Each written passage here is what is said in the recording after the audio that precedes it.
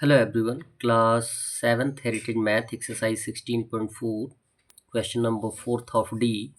If in the following figure दिए गए figure में यदि लाइन सेगमेंट AD A और D लाइन सेगमेंट जो है और CE लाइन सेगमेंट जो है आर द टू एल्टीट्यूड दो एल्टीट्यूड हैं, क्लियर है, of triangle ABC। Altitude means way line segments जो कि 90 डिग्री फ्रेम करते हैं, सच दैट ऐसे बताया गया है कि AD इक्वल CE है, AD इक्वल CE है, देन शो करना है, दर्शाना है दैट कि BE equal BD, BE equal BD के होगा।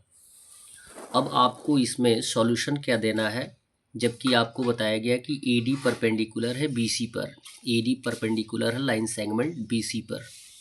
सो CD इक्वल हो जाएगा BD, CD इक्वल हो जाएगा BD के, यानी ये हाफ इक्वल पार्ट में डिवाइड हो गया। C परपेंडिकुलर है BA के, CE परपेंडिकुलर है BA पर, इसलिए BE और CA इक्वल हो जाएगा। AD is bisector of BC, और जबकि AD जो है BC का बाइसेक्टर है और CE बाइसेक्टर ऑफ BA है और CE बाइसेक्टर है BA का, यानी टू इक्वल पार्ट में डिवाइड कर रहा है। सो हम ये दर्शा देंगे कि BC equal AB, BC where is BC equal BA। यदि हाफ इक्वल पार्ट में दोनों है, इट मीन्स CB और BA का वैल्यू सेम है और दोनों हाफ इक्वल पार्ट में डिवाइड हो रहे हैं, तो आप इस तरीके से कह सकते हैं कि BD इक्वल हो जाएगा BE के। सो BE इक्वल BD, ये प्रूफ कर दिया गया। क्वेश्चन नंबर 5 दिया गया है, BD बाइसेक्ट B और D, ये जो लाइन है बाइसेक्ट करती है एंगल ABC को, ABC को, यानी इस कंप्लीट एंगल को बाइसेक्ट करती है, यानी जितना वैल्यू इसका आएगा उतना ही वैल्यू इसका आएगा।